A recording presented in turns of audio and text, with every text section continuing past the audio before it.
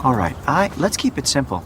I could pretend the money never appeared. That's not defaming anyone. Yes. And passing grade. Passing grade. Yes. Or you'll sue me. For taking money. So he did leave the money. This is defamation. It doesn't make sense. Either he left the money or he didn't. Please, accept the mystery. When the truth is found to be lies and all the joy within you dies, don't you want some Coen Brother movies to spoil? This is Spoilers. Oy vey! You sound like all the joy within you has died. Me? No way. Wasn't a very hype intro. Oh, man. So pleased to be with you here tonight. I won last week's animal weight trivia. So I got to choose any movie in the world I wanted to spoil and review with my friends. And I chose A Serious Man, a Coen Brothers movie from 2009. Action. After its triumphant premiere at this year's Toronto Film Festival, critics are raving about the new film from Joel and Ethan Coen, A Serious Man. There's a lot of other people on the pod too, besides me, Josh from Goshen. And we're going to introduce ourselves from east to west. So I think, Brett, that's you. And my question for you, Brett, is this movie is about a Jewish community. Why did, in college, you own a book called Jews in Hollywood? Yeah, this is Brett. I am an Eastern man. Yeah, I got pretty, it was a culture shock when I went to Bloomington for the first time. I got just kind of fascinated by the Jewish culture and stuff, and I just bought the book. I don't know. I bought the book when I was in Arizona, and yeah, I used to know them all. So do you have any tidbits about the Coen brothers that might come into play here on this pod? No, just that one's ugly and the other one's the ugly one. Oh my God. All right. Can I ask about the tone of this book? Did it contain a bunch of like unkind caricatures of some of the people? No, it was just like a kind of like a pop culture book. I mean, it had like Lenny Kravitz, and it'd be like a lot of times it had like people's real names. Like I think Walter Matthau had an insanely weird last name, and Gene Simmons' last name's like Horowitz or something. It's long. It's like 28 letters long. But it was just like pop culture, like fun stuff. So is this like a coffee table book that was just called Jews in Hollywood? No, it was called Jews Who Rock. Oh my God, that's way different than what Josh said. It's not, I thought he was right at it had first, a really and then strange tone when Josh said it. Yeah. It's Overtones. pretty It's judgmental, a real mean tone. harsh tone with that original title. No, Josh, I don't know. I just got kind of fascinated by it. It was just a big culture shock, and it was interesting to me. Introduction 1 of 6 complete. All right. Moving on over east, I believe it's Mikey. Is this your first time seeing this movie, and where, like, do you like the Coen brothers? Yeah, this is my first time watching this. I'd say... Where are you recording from, too? Recording from Goshen, Indiana. Big Jewish community in northern Indiana. Goshen. No. Not true at all. Yeah, I like the Coen brothers. We've spoiled a couple. I think you hosted the last one, or was it Pappy? Oh Brother, Where Art Thou? And I like that a lot. I had never seen that before either until we spoiled it. But I like this movie a lot too. I didn't know what to expect. It was not on my radar at all, and not the genre I was expecting either. So it's very interesting. Stevie, you're up next. And my question for you is, you watch a lot of movies. What would your tagline for this movie be? This is Stevie from Elkhart. I'd say Jews in Hollywood? a serious man. Jews who rock. Let's see. Tagline for this movie. Maynard. I'll say a serious man. A man can only suppress his rage for so long. Serenity now. Serenity now. If this movie isn't about suppressing rage, I don't know what it's about. Pappy, we move across the country a little bit further, a couple states over to get to you, but Indeed. a lot of people say this is about Job. Do you know the Bible story of Job? You know, I saw a bunch of like Letterboxd reviews referencing that, so I watched a Bible verse video on YouTube last night. It's like I don't even know, it's a huge YouTube channel. It had like 10 million subscribers. Dang. And it was this like really well done like production story of the version of Job. You're more of a holy man than me, but my understanding is that Job, or God is like Satan or something comes to God and says Job only likes you because when he worships you, he gets good stuff. So God's like, fine. And God takes everything from Job, and like his lands, his family, his wife.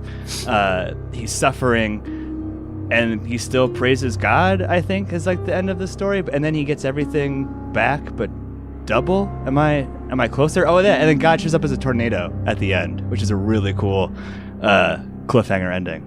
I just don't know why you came to me for the Bible question. Nurse Malcolm's going to be so disappointed when she hears that rambling, incoherent Catholic answer. But I'm recording from Louisville, Colorado. You always were a disappointment. I'm just picturing a tornado with like two googly eyes flying around.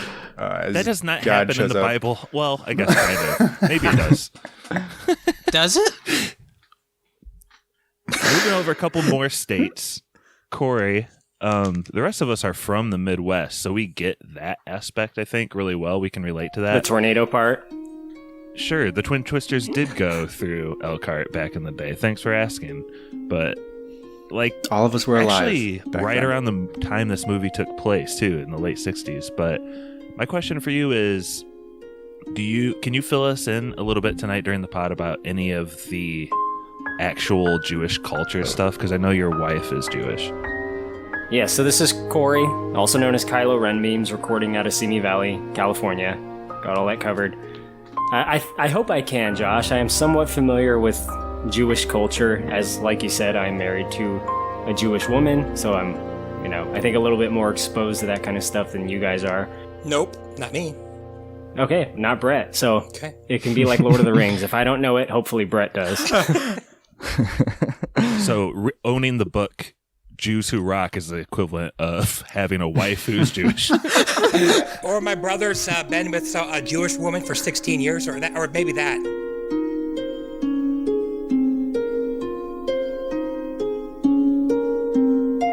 A serious man, Brett. Dang, bro. Jeez Louise, Josh. I blame Josh. Josh is the one who tried to come at Brett with the anti-Semitic stuff and said Jews in Hollywood. Josh has known me for 2 decades. He was at my brother's wedding, and he doesn't remember this, apparently. Mazel tov, Brett. Was it a half and half, Brett? Yes, mixed stuff, yeah. Yeah, that's what my cousin and her Jewish husband did, and it was amazing. It was like half No, Jewish, half Catholic. It must have gotten it from a book, Jews Who Rock. Mere sir, my sir. No, I'm done. That's my intro. Play me out. That's all of the hosts. A very rambling introduction. I don't know. I hope we're all healthier for going through all that. But Sorry, Brian. let's get into Serious Man. My first kind of attention getter and like most important question for me coming out of this for you guys. There's like no reasonable argument that Cy Abelman isn't fucking Larry's wife, right? He 100% is. Yes, he is. Stevie, you've seen the show Girls, right? Yeah. Remember when he tries to steal Hannah's mom from her husband? Like, it's like the guy is like typecast as like a wife stealer in every movie now. Josh, here's my only argument for that, against that, is he's very adamant to get the job or the get. The get. Mhm. The what? The get, which is important, I guess, in Jewish. I mean, it's kind of like it just in the Catholic Christian faith too. Like, when you get married, just because you get divorced doesn't mean you're not still, air quotes, married in God's eyes. So even if you marry somebody else, that would be considered adultery. But with the get, that makes it so like the guy is literally, as terrible as it sounds, giving her back to men. Like that's almost exactly what it means. But that was maybe a weak argument for. He was a pretty slimy guy. No, he was So you definitely. think he's such a religious man that like he wouldn't do that? Is that the point you're making? I'm just saying it.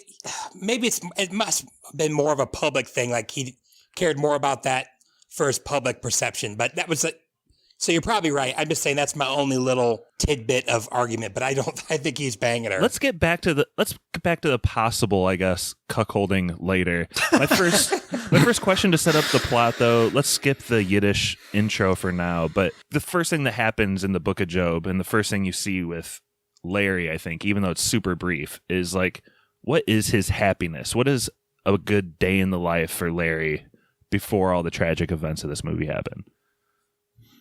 Larry is a physics professor, and he's like in the middle of teaching a class, and seems like a pretty standard day. He's like just wrapped up class, and he's going back to his office to like do paperwork or whatever, and he's like followed by, or he's got a student waiting for him, who is South Korean and speaks a little bit of broken English, or maybe there's just like lost in translation type thing going there, and Very troubling. yeah, and Culture clash. Culture clash. What does Larry just like in life? Like, what do you get from him here at the beginning before it goes south? It's an interesting question. Larry himself is just the ultimate passive personality. He's constantly saying, I didn't do anything. You know what I mean? Like when his wife goes to leave him for another man, he says, I didn't do anything. And he's constantly yelling, I didn't do anything. He seems to, I don't know, maybe follow a path of least resistance, you know, potentially. I'd say a good day for him would be a not very intense day of just talking about Schrodinger's cat and listening to his daughter want to go to the hole and his son come home stoned as fuck. Like that's just, he's just trying to make it through life, I think. Really, he's just kind of existing. I do think that is his sense of the world, but maybe through his brother's eyes later, don't you get this little glimpse of like maybe he is a guy that kind of has it all? He does own a home and property. He has a wife and kids. Like compared to his brother. I don't even think he's a good dad or a good husband though. Like he doesn't show. He never shows any interest in his children, you know, particularly other than to yell at him a couple times. He's never. He's a good physics teacher, though. He gets down in that stance with his ass out. It's hilarious. And a hilarious shot by Deakins, like, underneath his ass, like, making it look like SpongeBob SquarePants or something. But, like, it's so funny. Does he not have an interest in his kids' lives, or has he been... We don't see it. I don't know. I'm just saying, like, he asks them a lot of questions, and they literally just ignore him or say nothing. I'm saying he might have been beaten down a long time ago. I don't want to jump too far ahead, but you mentioned the scene at the pool. Like, it's like at that moment, or you're talking about his brother. Like, at that scene at the pool, he says something to the effect of, like, sometimes you just have to take things for yourself. You know, God's not going to help you. But that's literally, like, he never follows that advice himself. You know what I mean? So I don't know if his kids are a byproduct of the way he raised them. Like, I'm sure if he was, like, you know, butch goy next door, like, throwing baseballs aggressively and killing deer, maybe his kid would have more discipline or something, but I don't know, he's just not that kind of guy, you know? He threw that baseball extra hard after he saw him too. It's really uncomfortable. Oh yeah. I love how that guy is just given stank eye throughout the whole movie, just walking in the background. The only time he comes to the defense of the main character is when it's against a Korean, because I'm guessing I'm guessing he fought in the Korean War. You got a problem with this man? I like to think that's like the a caricature of like a non-Jew, you know? A goy? Like a goy or Gentile or whatever. Anyway. We talked about kind of what Larry's life is like before the tragic events happen, but his son, Danny, is probably, that's his name, right? Is the second main character in his... It's just Dan now. Nice. It's just Dan now, okay? Dan. After the bar mitzvah, it's just Dan. But Stevie, fill us in on Danny. Like, what's going on in his life? Who does he surround himself with? Danny is like the polar opposite of his father, I think. I mean, he's in Hebrew school, doesn't take it seriously at all. He'd rather be rocking out than listen to his teacher talk nonstop. Like, kids are falling asleep in that class. And also, I mean, I think it's one of the funniest jokes of the entire movie, but him running home from like his school bully because it doesn't have the money to pay him and outrunning him each time is so funny to me. Like, it's almost startling the way they shoot it, because it's like, I mean, he's walking towards his house, and just to see that kid like bust open that door to run after him, I thought was really funny. But Danny is, I think he's kind of taking a similar path of Lawrence in a different way, which is the fact that, I mean, he's kind of just existing too. I think he's just wants to get by with the path of least resistance too. He's just a normal teenager kid that just wants to get high and Watch F Troop. doesn't really care about his studies. And watch F Troop. And Goof Troop. Constantly bother his father with Goof Troop because it's not coming in on the wires right.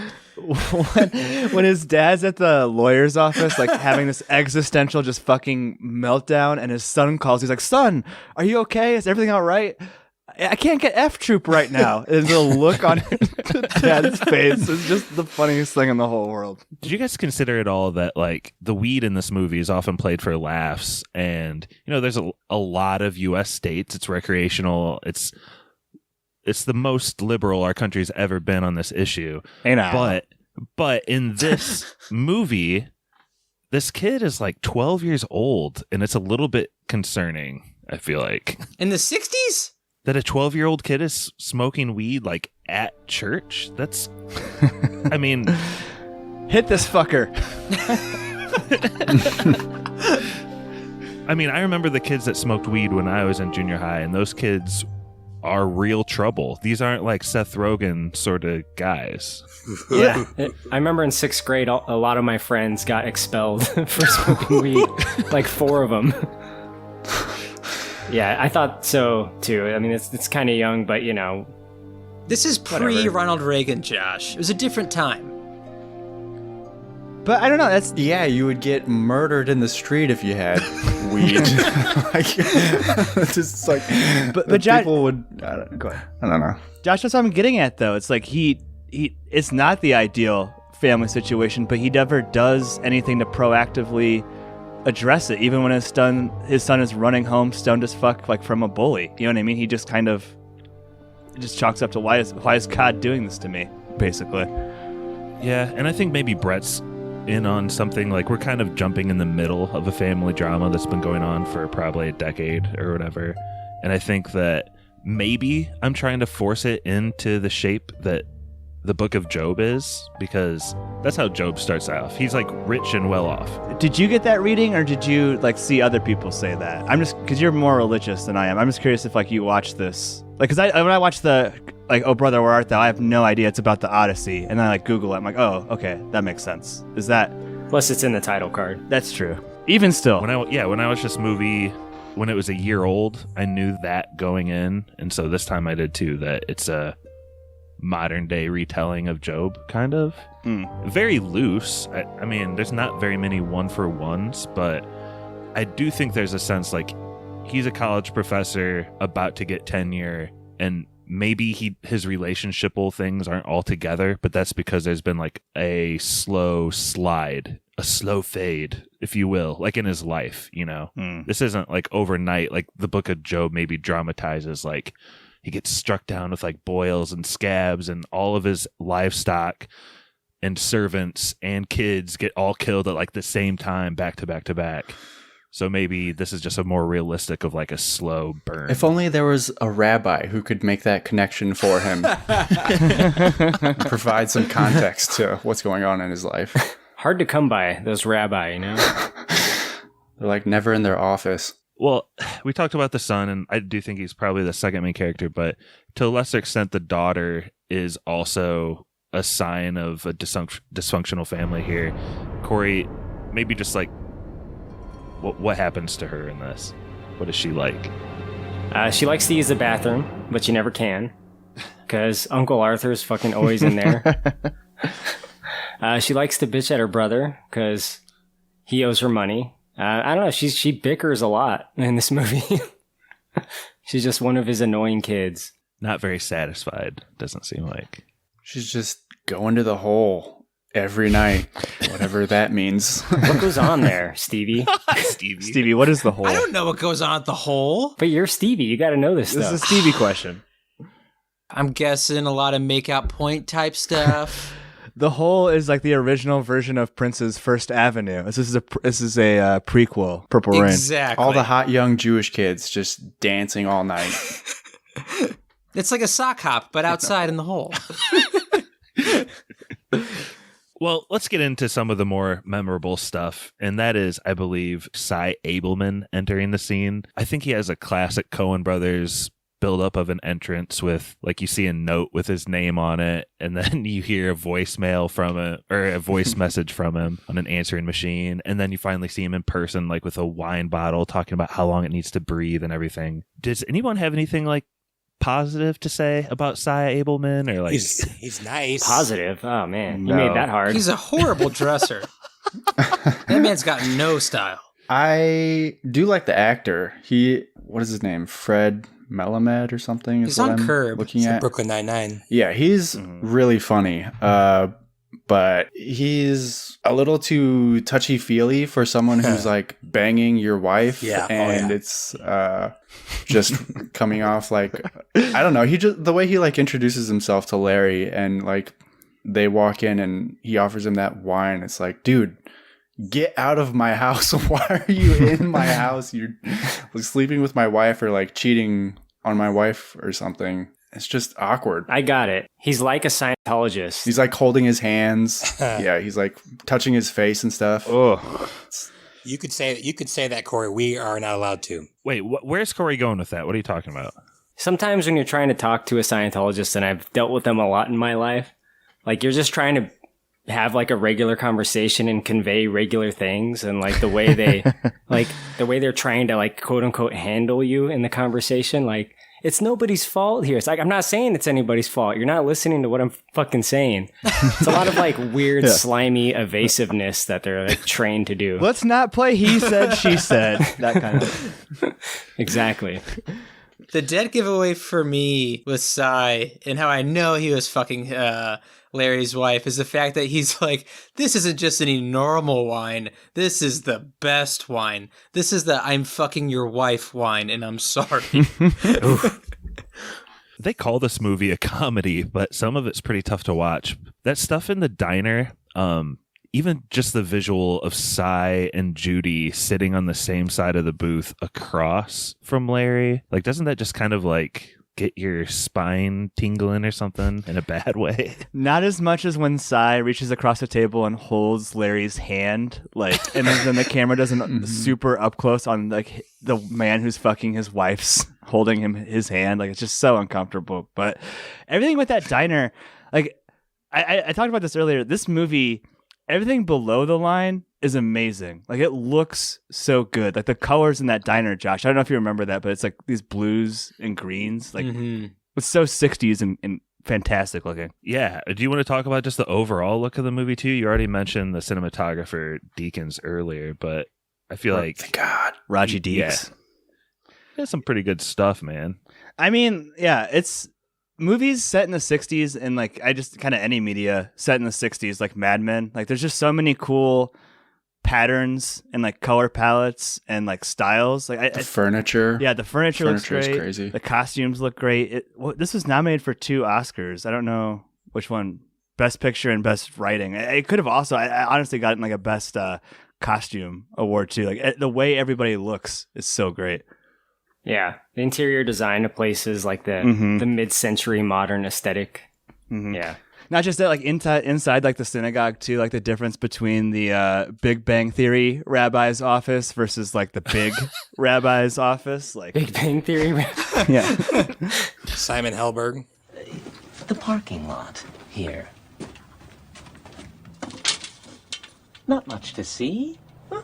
But if you imagine yourself a visitor, somebody who isn't familiar with these autos and such, somebody still with the capacity for wonder, someone with a fresh perspective. That's what it is, Larry. She is seeing Cy Abelman.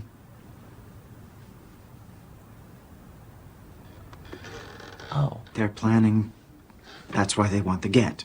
Oh, sorry. It was his idea. Well, they do need a get to remarry in the faith. But this is life. You have to see these things as expressions of God's will. You don't have to like it, of course. The boss isn't always right, but he's always the boss. That's right. Things aren't so bad. Look at the parking lot, Larry. Just look at that parking lot. What about that parking lot? Just look at that parking lot. Look at that parking lot. Looks like Best Picture and Best Original Screenplay, at least. Wow, Best Picture. Yeah, Which is that's crazy too. Not getting anything else, like not getting director, not getting a lot of other, just getting Best Picture and Screenplay is pretty rare. Especially when there was only probably 5 nominees back then, right, Pat? I think so. Not 2009. Yeah. Can 2 directors get Best Director? Yeah. If they're 2 brothers. Yeah. Oh, no, If they're not, then they have to fight to the death when one person takes home the trophy. So the Coen Brothers have called A Serious Man their most biographical, only because the setting in which it takes place is like modeled after their childhood, just outside of Minneapolis, I think. Pappy, which I grew up. So I lived in an apartment that was in Minneapolis proper, but like literally, the house, the apartment building next to mine was in St. Louis Park, where they grew up, and it was a huge Jewish community there. Like I used to wake up like hungover as shit on Saturday mornings. I kept trying to go to this Jewish diner, but I kept forgetting they were closed on Shabbos. Like literally 10 times I went on a Saturday morning hungover. I was like, fuck! I never learned my lesson. one of the really interesting things they did as far as the look and making it authentic 60s is the neighborhood that they're in. Mm-hmm. I think they actually shot like an actual suburb neighborhood in Minneapolis, but then they removed a lot of the big trees digitally because like when they first cleared the fields to make these new suburbs, there weren't like huge trees. And that's something you would like never notice watching the movie, but it adds to that sense of I don't know, Americana. It's a new development. It's kind of just recently been built and families are moving in. I don't know. The birth of suburbs or something. Suburbicon? No. Oh, that's a terrible movie. I remember you hated that. Oh, God. Forgot about that one. Let's talk about the neighborhood. And I'm going to keep bringing back the Book of Job every once in a while here. And I have this theory that in the Book of Job, there's like these 2 different tribes. One of them kills a bunch of his servants and the other one like steals a bunch of his oxen. And so like I think the other cultures, instead of like the Cleadans or whatever in the Bible, I think it's like white military neighbor. That's like one other culture. And South Korean exchange family is the other culture. We talked a little bit about the white neighbors playing baseball. Brett, what other stereotypical adversarial things is this guy doing? Like, why is he so scary? Well, I mean, he's definitely... Well, first of all, he comes back with his kid on a school day, and you don't notice it right away, I don't think, at least, but you got the big old deer. You notice that, but then the blood is just dripping down the side of the car. This is like straight up Tyrion Lannister, like skinning a buck in Game of Thrones. But the best part, blood everywhere, dirt everywhere, huge buck on the truck, and then he walks up, hey, you been hunting? But yeah, I mean, it's like a stereotypical fighting over the property line. I feel like maybe that's not like the white American that you're talking about, but like maybe neighborhoods like that, people fight over that when there's no fence. I don't know. I mean, that stuff happens in real life all the time. It's crazy. But he's just a dick. I mean, he's obviously stereotyped. Probably, like I said earlier, war veteran. Nothing's more timeless and like historical than like a land dispute. Right. Like that's pretty It's biblical. real, right? guys. I'm going through it myself right now. It's Oh, real. no. Oh. Yeah, you mentioned that, right? I think. Hopefully your neighbor's lawyer doesn't listen to this podcast. I hope not. Are they inching over or are you inching over? Dude, all I'm saying is this. We don't have fences in this neighborhood for some god-awful reason. But long story short, when someone mows on your property line, it makes you very upset. So I completely understand where Larry's coming from. When he's like looking at that line, just looking at it and looking at it, I like got chills down my spine because I was like, I do that like once a week, all summer, and it drives me insane. We have this fence that separates the back of our house, my parents' house, to another house that's really close. My mom used to mow, like one of the lines back there is ours and another one's not. She'd mow both of them, and the neighbor when she'd do that, he would turn the sprinklers on. I think he only did that maybe once or twice, and my dad, who's unbelievably passive aggressive, would go when the guy would be out there working. My dad would go out to the fence and stare at him, just stare at him. Oh my god! Because he was freaking ticked. But like my mom stopped doing it, and they're all kind of friends-ish. But I'm guaranteeing.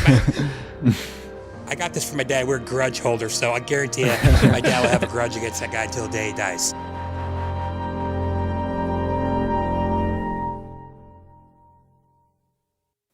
Josh, can I ask you a question about the neighbor? Yeah. So at one point, Michael Stuhlbarg, Larry, goes over to his other neighbor's house, attractive woman who like when he's like ogling her, when he's standing on the roof, his body language is like the most uncomfortable, creepy like pose that he's in when he's on the roof. But he goes over there. Very similar to his physics stance. Really. Yeah. His hand is like hovering over his crotch. It's very strange, and his knees are bent for some reason. But like he goes over to his neighbor's house. He's like, I don't really like my neighbor on the other side, although I've never really talked to, and then it like gets interrupted. Like, is there really evidence that his goy neighbor is an asshole in this movie? Does the neighbor actually do anything that we know is wrong? I mean, yeah, he looks at him while he plays catch. He mowed on his property. We don't know that it's his property. There's a property dispute. The neighbor says it's a different place.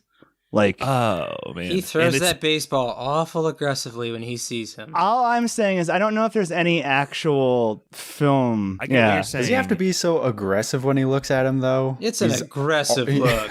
From the Yiddish like opening to the ending of this movie, there's no definitive answers. I don't know that the film definitively says. And Michael Stuhlbarg says, I don't even know if he's an asshole at one point in the movie, which makes me question it. I thought, it's nothing. It's just, good to know your neighbors and to help others. Although I don't care much for my neighbors on the other side, I must say. Goys, aren't they? Very much so. Although maybe it's not fair to judge. I have to admit. Why don't you sit down? Okay. Thank you. Okay. I think you're right in that a general theme of this movie seems to be there are no true answers, but I think it's extra funny in this scenario. Like, we would have found out who the asshole is, except Larry's like secondhand JV lawyer drops dead Office Space style, like right before he's about to reveal it. It's a pretty great part. That's why you're partner. Just everyone's smoking so much tobacco in this movie. I love it. Devastating. What do you mean? I'm going on 2.5 months, so it's hard to see it on TV. Get it, Brett? Yeah. Good on you, Brett. Let's go. Nice. Thank you. Pappy, you mentioned the other neighbor. She kind of represents the temptation, I guess, to some extent in Larry's life. Like, what's her deal? Is she just existing over there and doesn't know like what to do or something? Like, what's her deal? She's DTF. She's hot. Yeah. She's a free swinging 60s lady. Yeah. To Pappy's argument, she might be the actual bad neighbor. I mean, we actually see her do illegal stuff. I'm not saying it's bad, but and she's definitely better looking than the other guy. I don't know if she she's kind of generic hot neighbor chick in a lot of sense. She doesn't have a lot to her. It is interesting though, like the way that Michael Stuhlbarg interacts with her. Like, he doesn't even have the assertiveness to knock on her door, right? He walks up to her door, walks away, then she opens the door, and then she says something to the effect later of like, "Are you enjoying the freedoms of your separation?" And he can't even answer that question directly. Like, after like 20 seconds, he's like, "What do you mean?" You know what I mean? Like, it's just like it's more of his inaction, like just personified. Like, dude, this chick wants to bang you, dude. Come on. This is a theme throughout the movie. He can't defend himself, and even when the people he doesn't know, like she says, "You're in the doghouse, aren't you?" And he's like, "Oh yeah, I'm the dog." Like, he didn't do anything wrong, but like he'd rather just agree with that statement and move on than like defend himself. I don't. That's just the way he is. I don't remember Sly's wife's name, but it's the exact same thing. Like when he's with his attorney, like when he's arguing with his wife, he's like, whatever his wife's name, Judith. she's barely cold. Judith is barely cold. And then like when he goes to like talk to the lawyer, the lawyer like repeats the dialogue back to him, which is like another great part of the screenplay, like the repeating dialogue that's like kind of said over and over again. And the lawyer says, she's barely cold. And then Michael Stuhlbarg starts arguing his wife's points. Like it's been 3 years, literally repeating the exact words that his wife said. So good. He's a coward. I mean, that's my opinion. Do you guys like how this movie is like written? It's a little bit of an oddity because for the Coen brothers, it comes right in between True Grit and like No Country for Old Men right around this time. This doesn't have like any of the outward goofy stuff like Pappy. Did you find this to be like absurd to a level of disbelief, or do you feel like it's more rooted in real life? To me, when the Coen brothers are at their best, like movies like The Big Lebowski, Oh Brother, Where Art Thou, Raising Arizona, there's always kind of this like weird spiritual element to the story where the Coens are more interested in talking about a topic or a theme. And I think you see it like in The Ballad of Buster Scruggs, like where the theme is like death, than they are like even telling a narrative story. Like to me, this is like, we just won our Best Picture Oscar, we're going to make whatever fucking movie we want type thing. I don't know if it came like directly in line after that, like maybe Burn After Reading may have been in between, but it feels like we just got the highest critical honor any director can get. Now we're going to tell a story about like the meaning of life. Basically, that's super abstract and strange. So do you like that? I love it. I love it so much. Like the movie or that sense of auteurism, or both, I guess? I don't really care about the sense of auteurism per se. I don't care if one person made this or two brothers made this or like the Coen quintuplets made this, whatever that would be. Like I don't give a shit. Like I think it's more like it doesn't like, it's not following a traditional story structure, Stevie. Like I don't know, like does this movie have a dramatic argument, would you say? You've talked about that before. You're into screenwriting. As far as dramatic argument goes, for that to take effect, your main character really has to change throughout the movie. It has to have a really dramatic arc. And one thing I find fascinating about this movie is no one really changes. Nope. And for that, I kind of love this movie for it. The wife does a little bit at the end. Doesn't Larry change in the end? He does change the grade. He does change the grade. He eases up a little bit. Like you could see it in his face. Like the bar mitzvah of his son kind of seemed to swell him with pride for some. I mean, I don't know. He changed from that moment on. I know what Brett's talking about too. Brett just said that Judy changes. And at the end, after the bar mitzvah, she like holds Larry's hand and she's like, I'm sorry things have been so hard between us. But then, Brett, she delivers the dagger. Yeah. Sai really respected you. Like, the biggest compliment she can give is how much Sai liked him. That I don't think she changed. That's brutal. The meanest thing she did all movie was after Sai's death, which was hilarious for numerous reasons, is when she like acts like the widower at his funeral. I was laughing out loud when I saw that, just because I couldn't understand how Larry could just sit there and take that. At a funeral he paid for. At a funeral he paid for. That was like the last straw for me for her. I was super ticked. And then like she gives him crap for. She's like, you shouldn't be able to argue. Oh my God. I hated her so much this movie until the end. But that to me is like the whole point of the movie, right? Like we haven't even talked about the rabbis at all, but like he's looking for this like spiritual guidance. Like, what does God want me to do? Like, what should I be doing? And literally all he has to do is be like, no, I'm not going to move out of my house. No, I'm not going to pay for your like mistresses or whatever the male equivalent is of that is, like funeral. Like all he has to do is like be a little assertive. Like all he has to do is follow the advice that he gives his brother. And he never does that. During that diner scene, too, when they're like, hey, we think you should move to the Jolly Roger. The Jolly Roger. He goes, don't you think it makes sense for you to move in with Sai? And they're both just like, that's ridiculous. Be reasonable. Why? Why is that ridiculous? I don't understand. This poor fucking bastard getting pushed around all the time. Really, to keep things on an even keel leading up to Danny's bar mitzvah. Child's bar mitzvah. Sai and I think it's best if you move out of the house. Move out? Well, it makes eminent sense. Things can't continue as Move they... out? Where would I go? Well, For instance, the Jolly Roger is quite livable. It's not expensive. The rooms are eminently habitable. This would allow you to visit the kids. There's convenience in its favor. You've got a pool. Wouldn't it make more sense for you to move in with Cy? Harry. Larry, you are jesting. I think really the Jolly Roger is the appropriate course of action.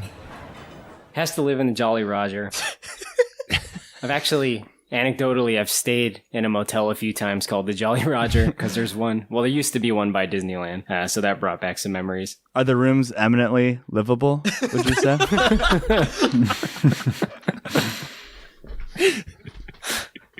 Korey, there's 3 rabbis that Larry goes to for assistance here. He needs spiritual guidance. He needs emotional, psychological guidance. Tell us about the first one he sees. Well, he sees like the stand-in rabbi, the junior grade rabbi, if you will. JV rabbi. Definite JV rabbi. He's a young guy. I don't know, maybe late 20s. Doesn't look like a rabbi. Doesn't seem to behave like a rabbi. To Movie Club. What was he in? Simon Helberg, Van Wilder. Oh, yeah. Classic spoilers episode. Well, it'd be 3 then, because he was also in Walk Hard. Oh, was he one of the Beatles? No, he's one of the record producers. But this guy, this rabbi, he's young, he's inexperienced, and he's really got nothing to offer Larry. Like, you guys mentioned it earlier. His whole thing is, things aren't so bad. Look at the parking lot, Larry. Like, he has nothing. Like, he basically, what he says amounts to like, maybe if you just like try to enjoy life, everything will be okay. And that's nothing. That's useless. It's just word soup. That's like some AA shit you hear sometimes. It's like, get out. I kind of disagree. I don't know. I feel like if Larry could break out of his myopic viewpoint and have a larger perspective, he could tackle a lot of these problems in his life. That's almost like the end argument of Job, is that like humans' comprehension is so below God's, like you can't question suffering in life. That sort of mystical wisdom given from like basically a pimply rabbi on his like 3rd ever consultation, it just comes across like super goofy, doesn't it? Yeah, to say the least. And the guy is super goofy, so that goes together well. It's so funny too, because like the whole time he's talking about, look at that parking lot. I'm like, this rabbi seems stoned as fuck. And then later on, when Larry's stoned, he's like, I get what the rabbi's saying now. I laughed so hard. Oh my gosh.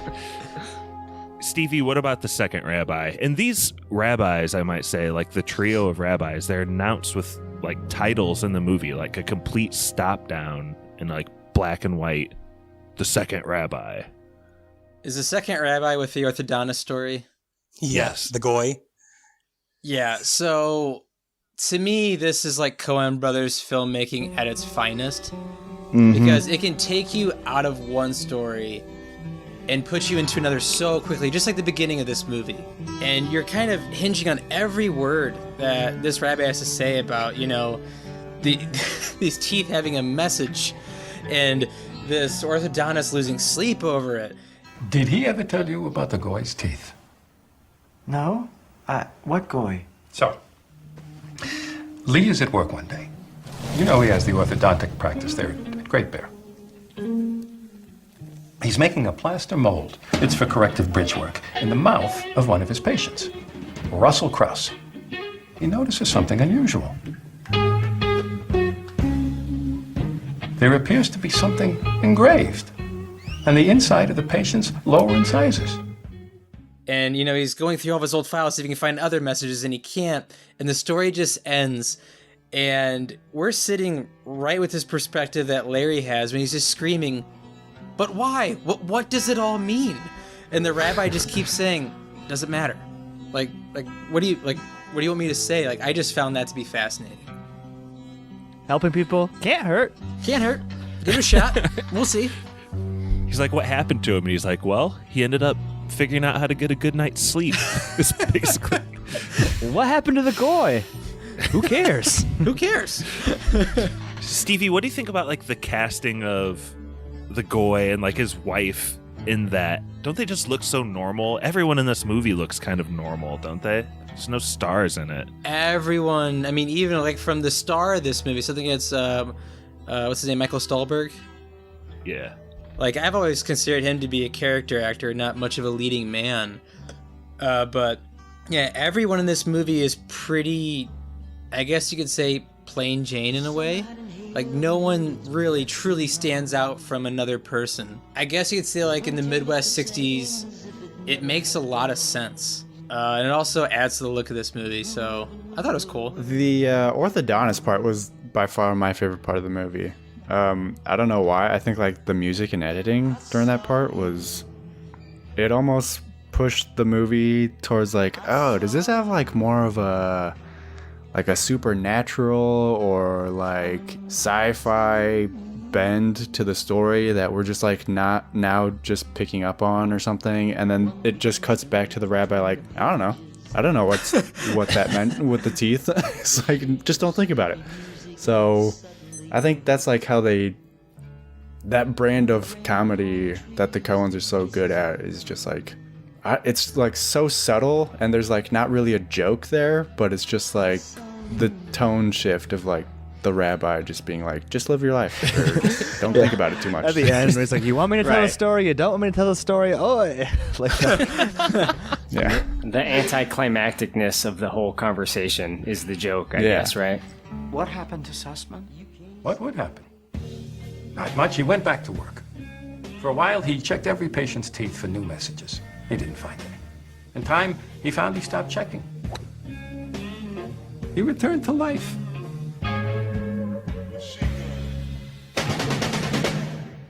These questions that are bothering you, Larry, maybe they're like a toothache. And what happened to the goy? The goy? Who cares? Because I was like paying so hard attention to like, oh shit, what is it? Where's this movie going? Like the messages on the teeth, like, and his brother Like it's is going like, to turn into the movie Pie or something. yeah, and his brother is like scribbling all this crazy shit in this notebook. Like, am I missing something? Was this supposed to go a different direction? And I'm just like not picking it up. But The mantaculous. he just comes back. I was like, really hoping doesn't he was mean going to anything. open up a portal at the very end. I'm so glad you caught that connection too between like the sci-fi stuff and the brother. Pappy, tell us everything we need to know about Larry's brother. Yeah, played by Richard Kind. I don't know if we have any good Richard Kind impersonators on the podcast. I know there was a call for that earlier. Stevie, can you do a good Richard Kind? I can't do a good Richard Kind. All right, well, either way, Uncle Arthur, he's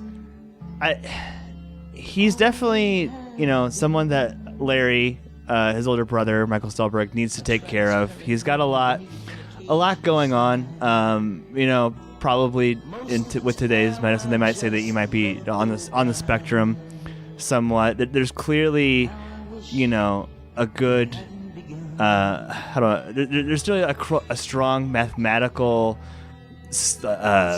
knowledge in their genes, right? They both, Michael's a physics professor, and his brother's Richard is like very good at like gambling apparently and counting cards or something to that effect. He's got the cyst, which is kind of disturbing. I don't know really anything about cysts, but is he draining it? Is that what you do? I don't know. He's definitely kind of a sad character. Oh, he's also gay, right? It's like the bar that he goes to. I don't know. Richard Kind's voice kind of annoys me, to be honest, a little bit in the part, but he's a really good character. What do you guys think about the addition of the probability of life equation that he solved is like helping him with his gambling? In an otherwise very realistic movie, do you like this kind of Hail Mary throw to like the supernatural? Personally, I liked it. I was so confused as to what the genre of this movie was, because there is like comedy in it, but it's also like undertone of like almost a sci-fi or something with this book. And like I said, the orthodontist thing or whatever, it's just like, what is going on here? But it ends up being nothing in the end, or I don't even know, because things seem to change after Larry gives changes that F to a C, where it's like he almost changes his fate in that moment because he gets that call from the doctor in the end, which is obviously not good. I like anything with sci-fi, so I was just like, where is this story going, like, the whole time for me? Well, it set up a potentially supernatural event in the very beginning with the Yiddish-speaking old-timey Jewish couple and the potential Dybbuk, which is like a demon or like an evil kind of ghost. We didn't talk about the very beginning part yet, but they see someone that they suspect is not an actual person, but is rather a Dybbuk. And we never really find out if that person was or not. Of course, no questions are answered. I saw a thing. The only clue that I've been able to garner from the Coen brothers themselves is that they wanted to make it clear that they were telling a like classic Jewish story, and it wasn't something they wanted to like parse out throughout the film in the Midwest. They wanted you to, like, despite the flat setting, know that this was a Jewish story. And I know we kind of had a Stevie question earlier, but I guess mine would be, like, to you, Stevie, as a viewer, and I don't know how many times you've seen this movie now, like, how does this actually fit, that beginning scene? How does that even fit into the larger narrative here? Honestly, I really don't know. I mean, I'll say this. I love movies that don't start directly with the main characters, especially for a while. And I felt like that opening scene was, I mean, it's almost kind of, it just kind of throws you off, really. If kind of, I mean, you're kind of wondering like a minute in, like, what are we doing here? And we jump from there from like to like Michael Stuhlbarg. For some odd reason, like, it doesn't fit like amazing for me. Maybe there's like something I'm missing, but like it almost like just like makes sense for me for that to even be in there. I just love that beginning intro so much because I was actually really invested in it, even though it only lasted between like 5 and 10 minutes. Apparently, they say it has no relation to the rest of the film, but like, I think Roger Ebert has opined that it could easily be because Larry's ancestor invited a Dybbuk into this house that he's cursed. So yeah, that's what I was going to ask, if that was a family member. Like, Coens just seemed to want to have fun with that beginning scene. Like, they even said something like it was kind of just like a little mini short film that they made to have fun. It could be like a short film by itself. Yeah. Like, but for some odd reason, it like makes sense in the context of the movie that I can't even explain. I think they like read this author Isaac Singer a lot to figure out how to like write a Yiddish short story that like fits in culturally, because there wasn't one that existed that they liked. And I love Ebert's theory about it being like a curse on the family. But something that struck me today is that almost like as a viewer, because you're set up with that beginning scene and constantly wondering its meaning, it puts you in an uneasy place and point of view, kind of like Larry is throughout the film, where he's like constantly questioning what is happening and looking for an answer. So I don't know if there's any credence to that whatsoever, but it's almost like a little meta head game that the Coen brothers, master of craft, are able to play. To me, it makes more sense as if that's like a distant relative and they had cursed the family at that point. I'm like the exact opposite. I think I don't really like the distant relative theory at all. I think it's like more interesting if it's just like thematically coherent with the rest of the story. Like, hey, you're not going to figure this out just like everything else in the movie. I think it should have ended with Larry saying that he's Larry Skywalker. Palpatine. Even though he's clearly a Palpatine. To kind of close out the film here, Brett, tell us about the third rabbi. I think he's pretty awesome. Yeah, just as a side note to Korey, I saw the receptionist and I was like, man, she looks familiar. She's the principal in Mighty Ducks. With like the So she's also Mighty Ducks 3. I don't remember her in that though, but he's just really old and he's kind of like semi-retired, but mostly retired. He kind of just congratulates the bar mitzvah and bat mitzvah people. You see that in the movie. You think he's just gonna be some grumpy old man, but he kind of has like one of the cooler parts of the movie when the kid comes in and he gives him his radio back and he quotes Jefferson Airplane, and he gives him the money back. So he actually, it seemed to me like he might have actually helped Larry if he would have given him some time, but he didn't for some reason. So he's just old and He was busy thinking. yeah, he's busy. That's like one of the only times where he's actually pushing. He's like, he doesn't look busy. Like he actually almost kind of stands up for himself. I thought that was kind of funny. But still saying it like not loud enough that the rabbi himself could hear it. Stevie, did you think those were some of the best shots in the movie with like the rabbi kind of blurry in the background, just sitting there doing nothing, like immaculate looking? Oh, 100%. I like the way this movie was framed because I felt like Larry was about to explode for like an hour and 40 minutes. He was just like bubbling the entire time. And that was actually, my wife called it anxiety inducing, but I thought it was really fun to watch. And I think like when he goes to meet with the rabbi, he's just exhausted. Like he needs this.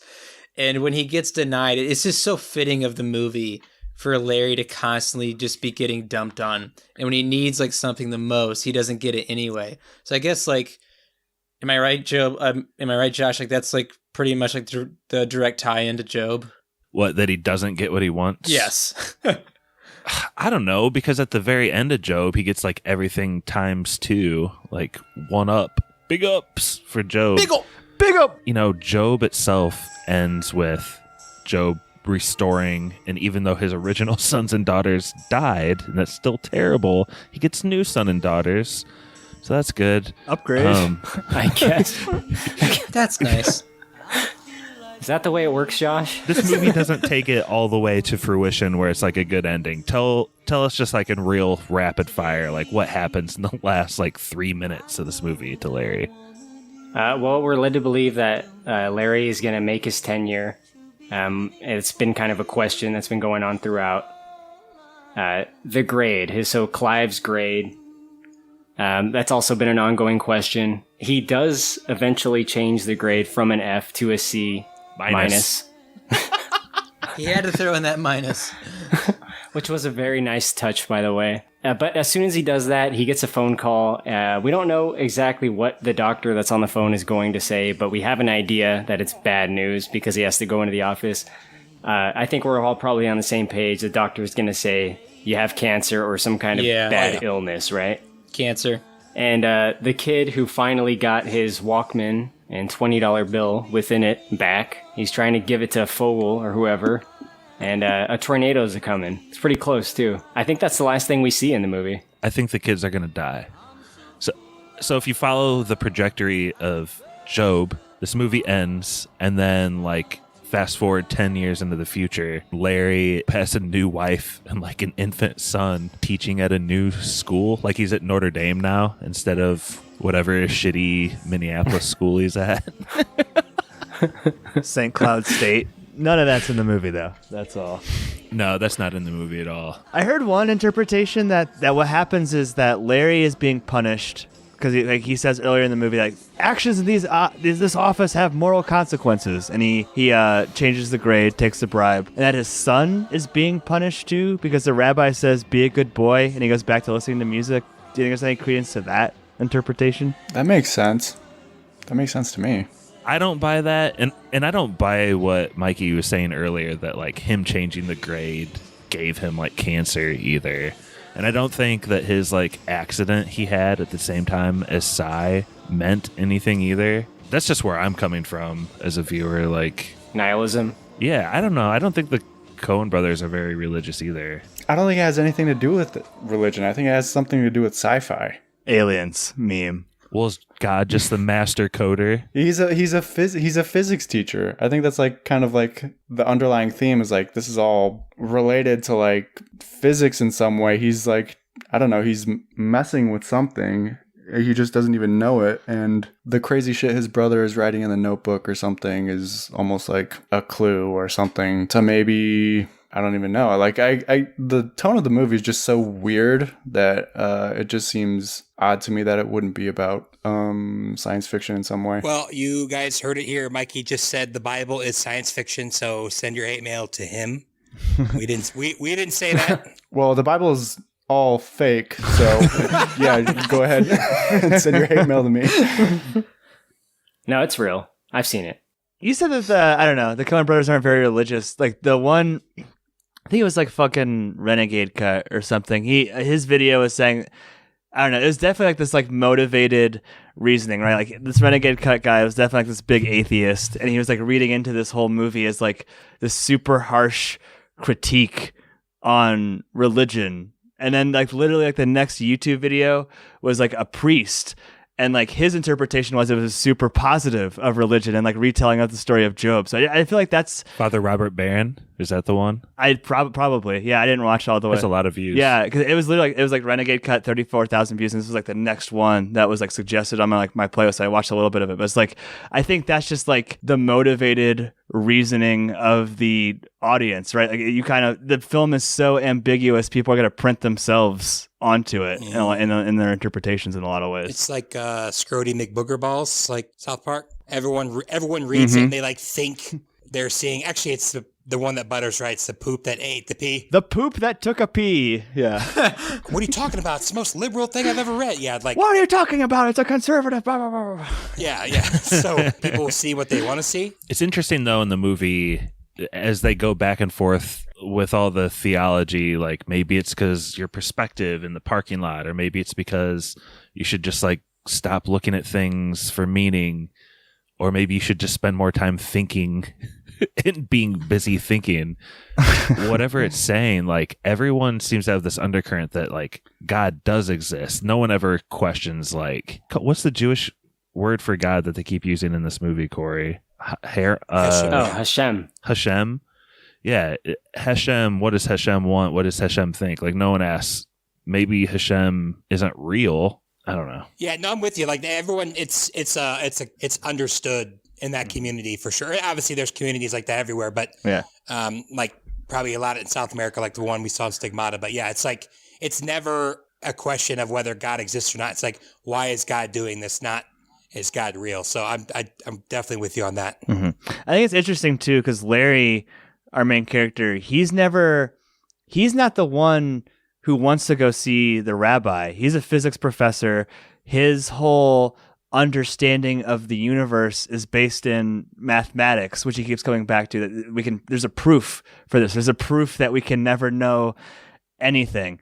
And it kind of also then ties back to the opening story too, where the man was like the husband was like super rational and didn't believe in the dead book, and the wife did, and like was trying to pushing him more towards spirituality. And like again, I have no fucking idea what any of this like means or what the Coens are exactly trying to say, but like it's so thematically consistent and interesting. That's like the best part of A Serious Man to me, is like the questions that we've been asking this podcast.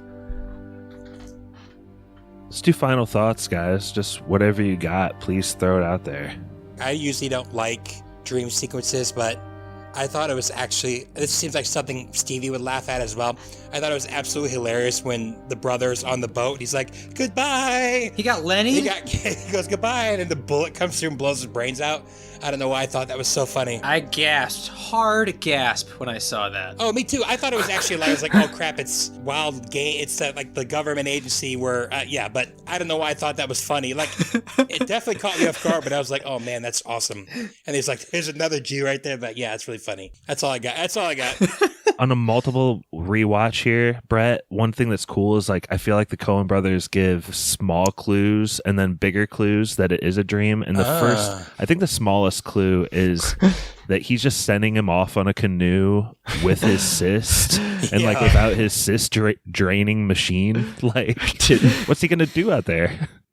Yeah. I didn't think about that. It's funny. Anything else, guys? This is really small part. I just find little tiny jokes in movies so much funnier than like big sweeping jokes. But there's this, I don't even know if it's a joke, but it just grounded me so much in reality in this movie. After the bar mitzvah reading and everything and everybody's celebrating, there's this dude that picks up the Torah and he looks like he's about to drop it.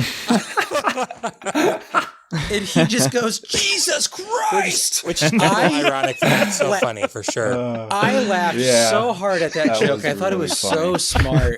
It almost made the entire movie for me. I was like, God, that is so funny. right before that, when he's stoned as shit doing the Torah reading and he's looking out to like all of the characters that we've seen throughout the movie, and then it cuts to like his friend who's also stoned as fuck in like the seat. Like, I lost it at that. That whole scene is amazing too, because when he's like looking close up at the Torah and the rabbi like moves it down and it's like What do you? I mean, I don't know what the thing's called that they use to point on the Torah, but it sounds like a sword being unsheathed. Like when he hands it to him, like shing! Exactly. The Coens are brilliant at getting every ounce out of a certain joke or even just a certain bit. And I thought Richard Kind screaming in a minute, like through various scenes, like him screaming from the bathroom went a long time. I thought that was really funny too. The conversation with Mr. Park is culture clash. It's going back and forth. He's trying to understand like what he's gonna get. That's pretty funny. So you did leave the money. Defamation. The final thing that he says too is accept the mystery. Yeah. The circular nature of this conversation. Just super ominous. And it's almost like they're trying to tell us, the audience. Yes. Please accept mystery. Like in Tenet, don't try to understand it. Feel it. All right, let's head into yes or no's. We'll go east to west, except I will go first. I love how we kind of hit on my favorite parts at the end there when we had final thoughts, but we were able to go through the plot and like the big picture of this movie without touching on like a lot of the little things that really brings this movie to life. And so two of those for me really quick are that scene where Danny's all stoned reading the Torah, and like there's this just beautiful silence where you're like, oh my gosh, is he so stoned he's not going to be able to pull this off? And then his 13-year-old squeaky voice just starts blasting like out of nowhere, like apparently the right words too. So it's like a big triumphant moment that's kind of cool for Danny. Love that.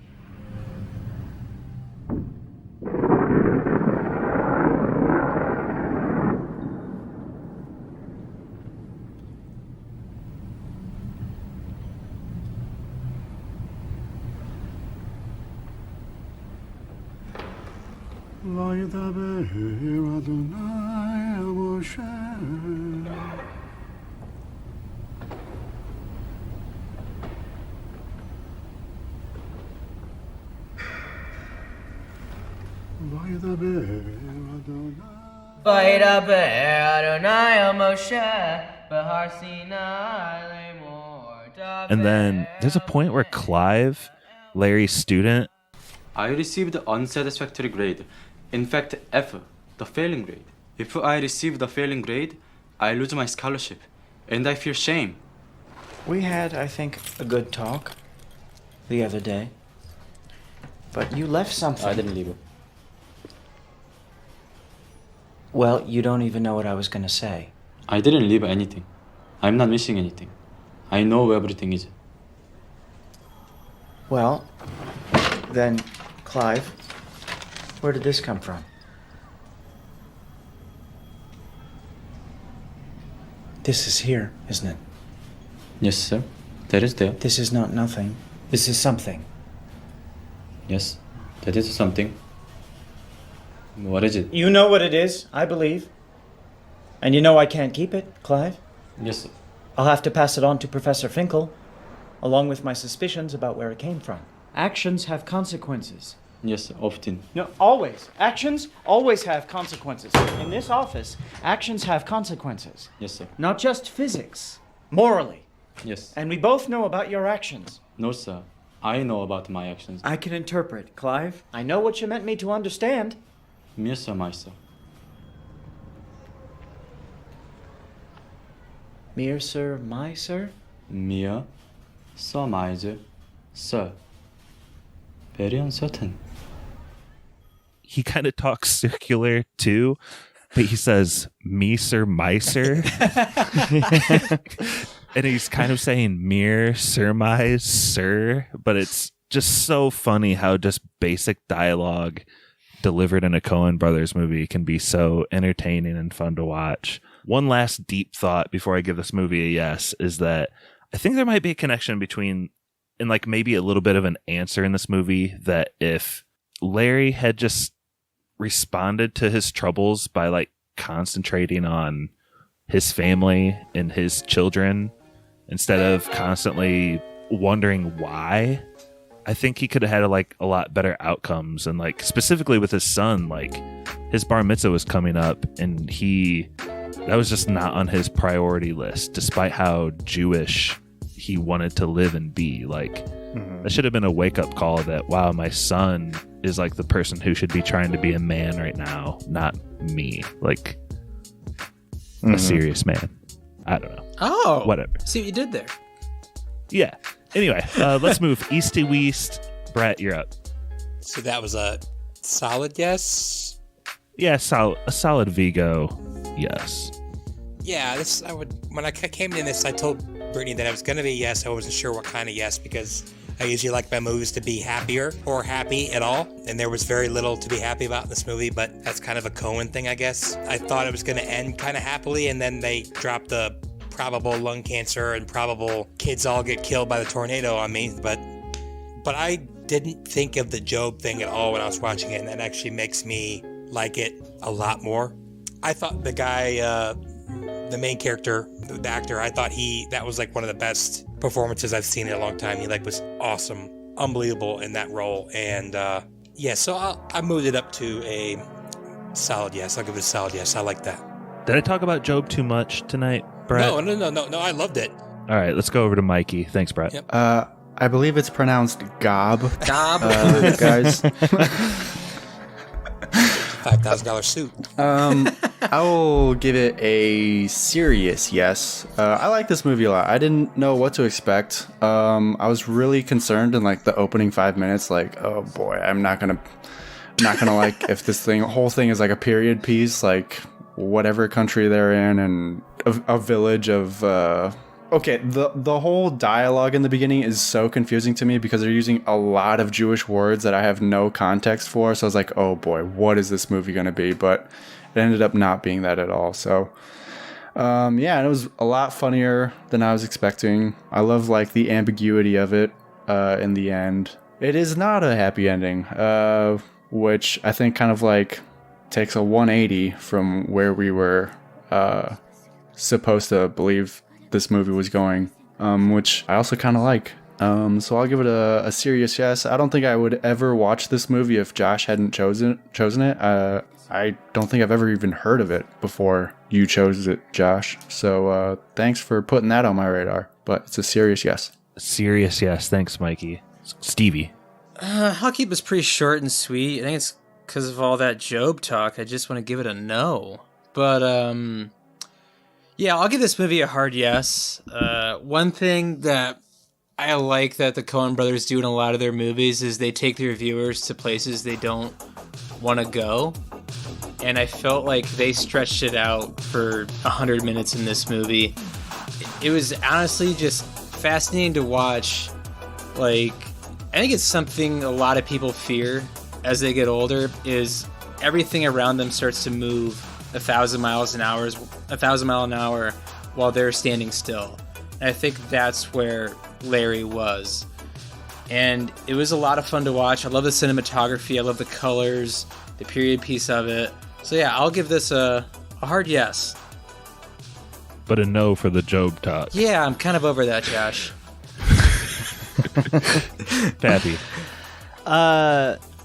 First of all, thank you for picking this, Josh. This has been on my watch list for a long time. There's only one or two Coens I haven't seen now at this point. Like I said earlier, everything in terms of like below, quote unquote, below the line stuff, movie making stuff, this movie is absolutely fantastic.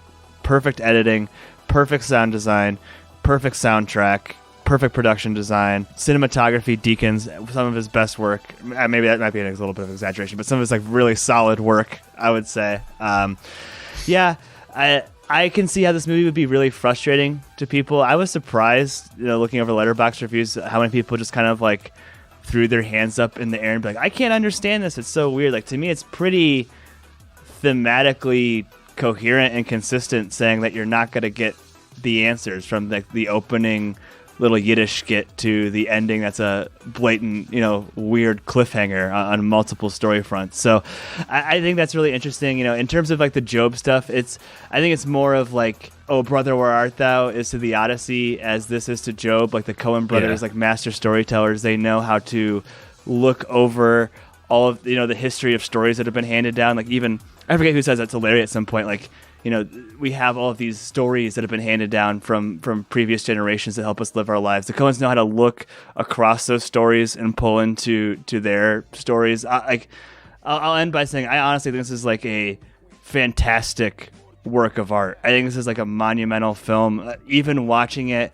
I watched it twice in 2 days, which I usually do for spoilers. On the second watch, I'm usually kind of like more half watching, researching, taking notes, but I was more locked in the second time, making connections, like picking up on themes, just seeing things. And honestly, I'm not going to claim that I get it. I don't know if I know like precisely what their message is beyond, we may not always get the answers, but man, this is such a great movie to watch. Extraordinarily hard yes for a serious man.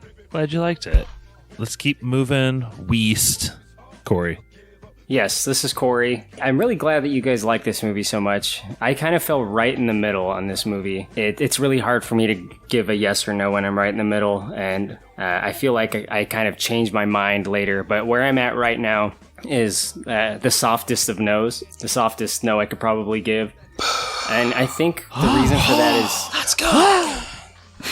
is rewatchability. I don't know if this is one I'd ever want to rewatch again. I don't think I enjoyed it in that way, although I was mildly entertained as I was going through the journey with this guy, but I don't want to ever go on that journey again, I don't think. So I'm going to keep it short. To me, it's just a soft no. It's decent, but I just didn't love it. Maybe I would at a later time, different place. Who's to say? In a different timeline. Korey's not a big comedy guy. I actually agree with almost everything you said, which is really funny. Like, I definitely don't want to ever watch this movie again. It wasn't, like, super enjoyable. I just thought all of the filmmaking stuff was, like, top-notch, and the symbology. I'd probably be there tomorrow right there with you, so. In a different timeline, Josh chooses the mask and Korey says yes. Or the cable guy, which I kept thinking of when that song would come on, that Jefferson song. I'm so happy I'm not the only one that thought about that. Pappy, though, I do think you kind of nail what the theme is, with the exception that there's also a secondary theme, and that might be that the Coen brothers think they're better storytellers than God himself. Oof. Third theme, smoke weed every day. They improved upon God's story here. But are you guys ready for trivia? Yeah. Yeah. Is it Bible related? Are you doing it? Oh no, is it Bible related? I am so goddamn fucked if it's about the goddamn Bible. Bible study? Let's I do don't know it. science fiction. I'm so happy. I watched VeggieTales all the time growing up. Oh my god. Barbara Manatee? You are not a good Catholic boy anymore, Stevie. Are you serious? I'm the best Catholic boy. No, you're not. Okay, so for my trivia tonight, guys, I got a pretty simple one. It's the closest to. We talked about how there's no really true answers in this movie. Actually, before I give you guys the question, Pappy, what's the order here? If we're going most recent host to least, do you mind? I wasn't on last week. Do I have to really do that? We love you, Pappy. I'd be going first, Josh. Okay, so Stevie's up first. Cocky. Let's see. Korey would be next. Korey did Snowman. Before that was Brett. Predator. And Pappy. Okay. And then Pappy with Witness. And then Mikey. And then Brother Mikey's... Jordan, and then Money Mike. Witness. Money was the last movie you hosted. Yeah. How am I supposed to know? I failed at that Josh trivia or whatever. The moist. Mikey, neither of us like trivia so very much. I'm glad trivia's really short tonight, but here's the thing. The Coen brothers titled this movie A Serious Man after it was written. They kind of pulled it from the dialogue and a couple of the scenes and made it the title. But the theme of this movie being that there's no true answers in life, I thought it was interesting to maybe combine that with the title. So my question to you guys, all native English speakers, how many different definitions are there for the word man? Stevie, you have hosted the most recently. You're up first. Definitions for the word man? Yes. Man. This is according to Merriam-Webster.com/dictionary/man. Not a big fan of the Merriam-Webster. I'll say... Oof. Let's throw a 9er in there. Let's throw 9. Korey. 15. Bum, bum, bum. Brit. I'll go with my 13. 17. Mikey. Steve said 9. I'll say 8. Oh. Cut me deep. It's 473. Yeah, it's probably going to be high now that I think about it. Josh, does cis male count as does that branch off? I know turn. Turn has the most definitions of any word. It's like... What about turnt? Turnt has the second most of any word, actually. And man has the third most. Let's see. Mm-hmm. According to Merriam-Webster, there are 12 definitions. Brett, your guess of 13 was the closest. You guys basically surrounded the correct number. I'm really proud of the intellect of the group. But Brett, before you choose your movie that we'll cover next week, I'm going to kick it over to Spoiler Man to do some plugs for us. Take it away, Spoiler Man. Spoiler Man here. Please consider going to patreon.com/spoilerspodcast. Special thank you to our patrons. Nick. The Korey. Who cares? Brother Brian. The rooms are eminently habitable. Matthias. Go to crash. Druid King. Mir sir, my sir? Mir, så meget, sir. Hey, it's your Pappy here to tell you about a brand new sponsor of Spoilers, Wild.Gallery. That's WYLD.GALLERY. Now, Brett's been the one coordinating the sponsors on the podcast, and he sent me a message the other day. He said, hey, I've got this Native American art gallery based out of Austin, Texas, who's interested in sponsoring Spoilers. And I said, what? Why? And he sends over the URL, WYLD.Gallery. And so I get on there just to see what the website's all about. And I end up spending an hour scrolling through their shop tab. Now, it's a kind of an infinite scroll that you can go through, and you'll see some amazing pieces of art. I'm looking at it right now. I see some psychedelic Native American pieces of work. There's some Star Wars stuff, a lot of Western-inspired themes, family themes. And the best part about it is you're not only, getting yourself a cool piece of artwork, you're also supporting Native American artists, real Native American artists. And, 2020 was a really hard year for everybody. It was especially hard year for artists who depend on, art shows and festivals and fairs to sell their art. So if you're interested in seeing some really cool Native American art, if you're interested in buying some amazing posters, prints, landscapes, you name it, I went on there. I actually bought myself a poster for less than $30, and I dare you to get on WYLD.Gallery and not buy something. That's Wild.Gallery, and make sure you tell them that Spoilers sent you. Thanks again, you guys, for watching A Serious Man and talking about it with me. The last time I saw this was with my best friend, Drew Rockland, and we all enjoyed it, too. Yeah, it's just, I don't know. I'll always have good memories of this movie, but I'm ready to pass the torch. Brett, you won trivia. You get to choose a movie. Oh, man. See, I could go two routes here. I could either pick a movie that I've enjoyed with my best friend, Drew Rockland. But no, I think I'm going to kick it to Korey because we had a nice little trade a few months ago, and I owed him a pick to be named later, and I have named this Korey's Yes, thank you, Brett. The witness episode. You're welcome. Well, since Brett has ever so kindly passed this pick over to me, next time we do a movie pick, I'm going to go with a 2001 film. It's a musical. It's called Hedwig and the Angry Inch. Mother of God. Wait, what? I know that I'm familiar with the book. You heard it right. Hedwig and the Angry Inch. I'm actually choosing a movie that I like quite a bit this time, as opposed to all my other picks, which were movies we just completely shit on. Can't wait to give it a hard no. We'll see. Well, Pappy, I know that we haven't recorded a bunch ahead of time here, so is there anything coming down the pipe? Perfect question. Yeah, no idea what's coming down the pipe other than Hedwig and the Angry Inch at this point. I will say there are multiple ways you can support this podcast. If you can't afford it, if you have a little bit of discretionary income, it would really help if you could help us with the cost of hosting and some of the software that we use. So if you go to patreon.com/podcast spoilers, like Spoilerman told you about, you too, like Druid King or Nick or Brother Brian, can get your name at the end of the episode. So that's really cool. If you can't afford it, no worries. And, honestly, if you just want to donate for a month on Patreon and dip out, that's totally fine. We get it. Another way would be to give us an iTunes review, or even just check out our YouTube channel. We don't have as many subscribers as Big Dumb Movie on YouTube, so we can't monetize our stuff yet. So if you want to, even if you don't listen on YouTube, if you just want to go to YouTube and subscribe to our feed, that would help us a lot. So multiple ways to help us out. You guys don't even record live, though. It's true. It is true. Sorry we don't put the whole movie up on YouTube so you can illegally watch it. Well, here's to all you listeners out there trying to find someone to love. We love you. Nice. That was Spoilers.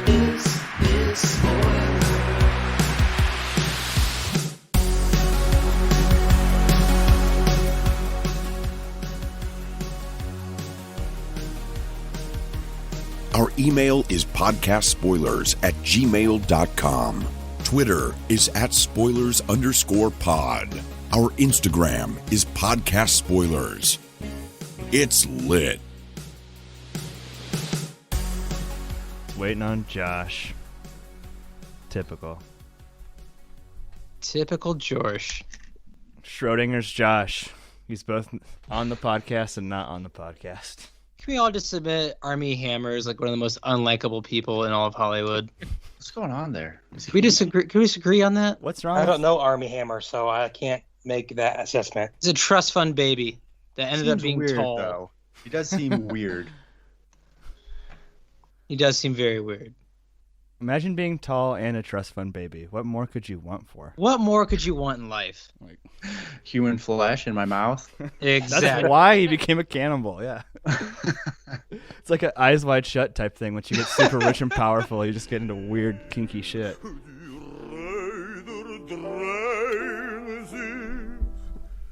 ready to go? Brett, relax. I am I'm super, super relaxed. I'm not trying to make anybody... Can't you hear how calm he is in his voice? Brett's getting like in the Richard Kind mode right now. The pod will start when Josh is ready. He's a serious man.